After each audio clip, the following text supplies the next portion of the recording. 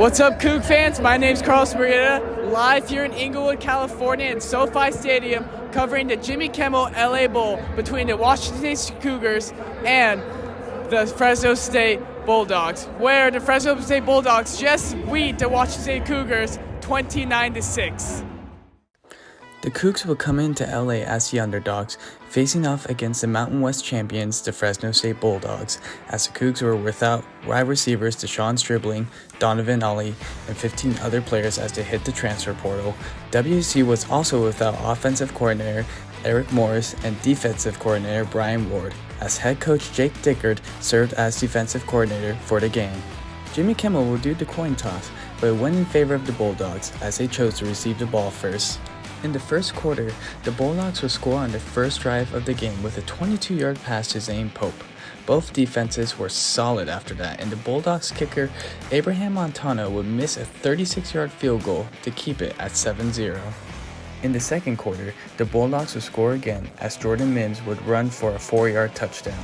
The Cougs didn't get any offense going as they gave up a safety right after the Bulldogs scored a touchdown, making the game 16-0 in favor of the Bulldogs going into half.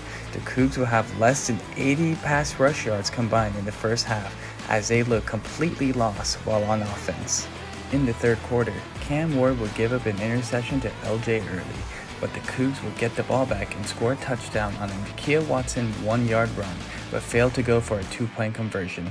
The Bulldogs would respond by scoring a touchdown with a pass to Nico Remigio, making it a 22-6 game by the end of the third quarter. In the fourth quarter, Jordan Mims would score a 2-yard touchdown as the Cougs defense looked gassed, and the Cougar offense couldn't keep up with the Bulldogs as they would go on and lose 29-6 as the Bulldogs would raise Jimmy Kimmel's championship belt. The Bulldogs would finish the game with 280 passing yards and 209 rush yards by Jordan Mims, while the Cougs have 137 passing yards and 33 rushing yards by Nakia Watson. WSU has not won a bowl game since the 2018 Alamo Bowl with Gardner Minshew, but do finish with a record above 500. Now the Cougs finish their season 7-6, and it will be an interesting offseason to see where this goes. Live from SoFi Stadium in Inglewood, California, I'm Murrieta. Thanks for watching. Cougar baseball returned to Bailey Brayton this weekend as the Cougs went up against the Arizona Wildcats and won the 3-game series. The Cougs won the first game 6-3 as Jonah Advincula and Cam McGee each collected 2 hits, while McGee also had 2 RBIs and were able to make a comeback late in the game to take Game 1.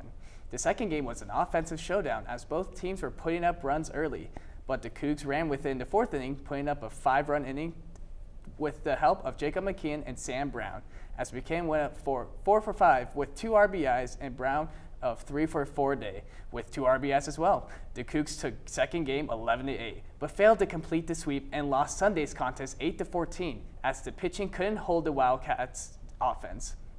The Cougs also went to Spokane yesterday to take on the Gonzaga Bulldogs and were able to bounce back and beat the Bulldogs 4-2. The pitching was solid as 6 Cougs collectively held the Bulldogs to 2 runs and 8 hits. The Cougs were also held to 8 hits, but were able to use those hits more efficiently to get the win. The Cougar baseball team will be back in Pullman this weekend, facing off against Santa Clara in a 3-game series. As the tennis season comes to an end, the team suffered 2 losses last week in the Golden State against number 30 California and number 11 Stanford. Last Friday, they faced California. The Cougs' Eva Alvarez-Sandy got her 19th win of the year for the team, but it wasn't enough as the WSU lost 6-1. In doubles, the Cougs that are number 53 nationally ranked Alvarez-Sandy and Elise Tezzi faced up against number 9 Jessica Osola and Katja Wirschholm from Cal, suffering 6-4, but they certainly look pretty good. And since they are freshmen and sophomores, their 2024 season looks to have a bright future. And the only win the Cougars had against Cal, the Cougs' Alvarez-Sandy picked up a 6-3, 0-6, and a 6-4 win against Haley Giovara of California. Then on Saturday, the Cougars face one of the top teams in the country right now, number 11 Stanford, losing 4-1, again in doubles.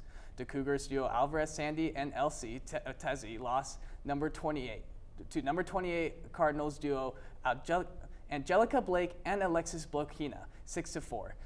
After these two heartbreaking losses, WSU will travel to Seattle to play their last game of the season against number 19 Washington. In the 2023 edition of the Apple Cup, the matchup is set for Saturday at noon at the Bill Quallen Tennis Stadium and will be streamed on the Pac-12 live stream. Hey Cougs, my name's Charles Murrieta here live at Beasley Coliseum in Pullman, Washington, where the Cougs just took down Arizona State 75-58, where Janowski and Powell had dominating games from the three-point line. The Washington State Cougars took on the Arizona State Sun Devils. Both teams were looking for a win as both were on a 3-game losing streak. The Cougs looked to shoot better from the three as they were just 24% on Thursday night, with a 5-point loss to number 6 in the nation, Arizona Wildcats. WSU has also lost to ASU in Tempe earlier this month. The first half was underway, and scoring came to be a struggle early for WSU as ASU jumped up to a 7-3 lead.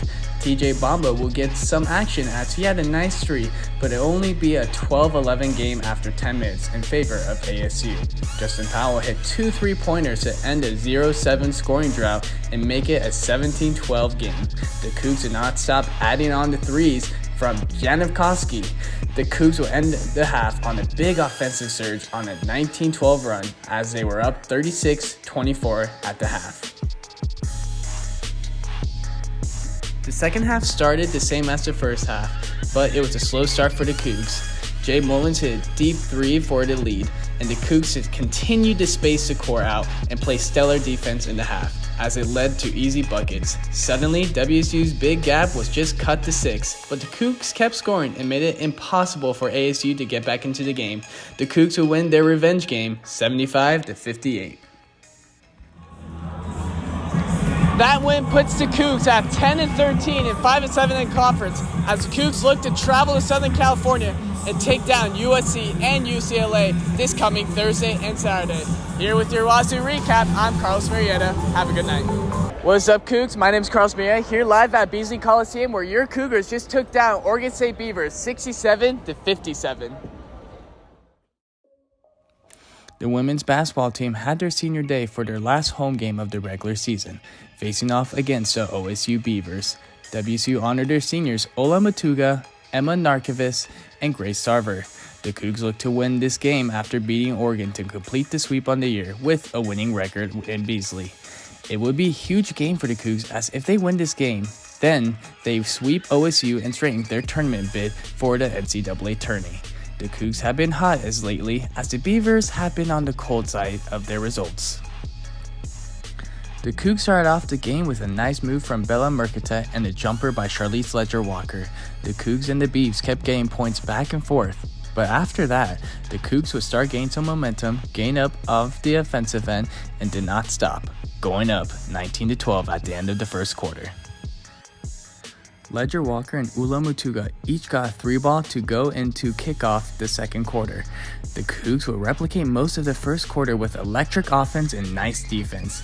That was until the end of the first half, with a defensive sputter that cut the Cougars' lead into halftime 31-27.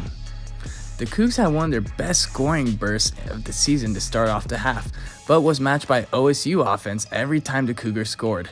That was until the 4-minute mark of the third quarter as the Cougs could not stop scoring as they went into the fourth, going up 53-45.